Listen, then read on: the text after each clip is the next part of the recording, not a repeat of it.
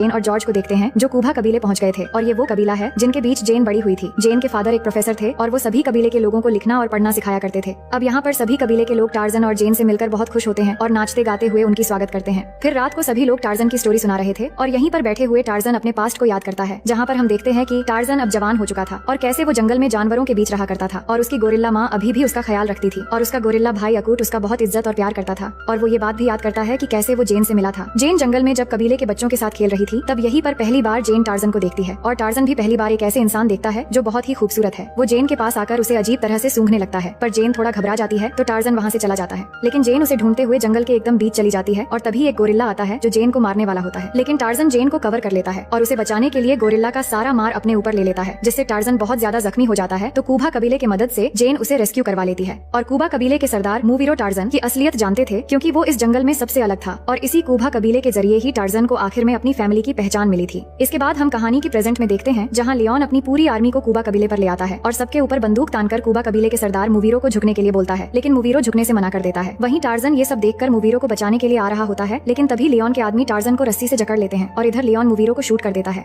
अब यहाँ पर लियोन असल में सिर्फ टार्जन को लेने आया था, क्योंकि उसने कॉन्गो कबीले के सरदार एम्बोंगा से वादा किया था कि वो टार्जन को उसके हवाले करेगा। इसके बाद वो टार्जन के साथ जेन और कबीले के कुछ हट्टे कट्टे लोगों को भी बंदी बनाकर ले जाने लगता है। अब जब लियोन इनको लेकर जा रहा था तो पीछे से जॉर्ज फायरिंग करना शुरू कर देता है, जिससे टार्जन जाल से छूट जाता है, लेकिन वो लोग जेन और बाकी लोगों को ले जाने में कामयाब हो जाते हैं। अब हम अगली सुबह का सीन देखते हैं जहाँ टार्जन को ये बात पता थी कि लियोन जेन को कहाँ ले जाएगा, लेकिन वो रास्ता बहुत ज्यादा लंबा था, इसलिए वो बाकी बचे कबीले के कुछ लोगों के साथ प्लानिंग करता है कि उन्हें ट्रेन की हेल्प लेकर वहाँ तक पहुँचना पड़ेगा। लेकिन अब जॉर्ज भी टार्जन को कहता है कि मैं भी तुम्हारे साथ चलूंगा, पर टार्जन उस पर गुस्सा हो जाता है और कहता है कि ये सब तुम्हारी वजह से हुआ है, तुमने ही मुझे यहाँ पर आने के लिए कहा था और तुम्हारी वजह से मेरी वाइफ जेन आज मुसीबत में है। दूसरी तरफ हम लियोन को देखते हैं जहाँ वो जेन और बाकी लोगों को एक बड़े बोट से ले जा रहा होता है और वहाँ जेन को बताता है कि टार्जन को राजा लियोपोल्ड की तरफ से जो इन्विटेशन गया था वो हम लोगों ने ही भिजवाया था, ताकि टार्जन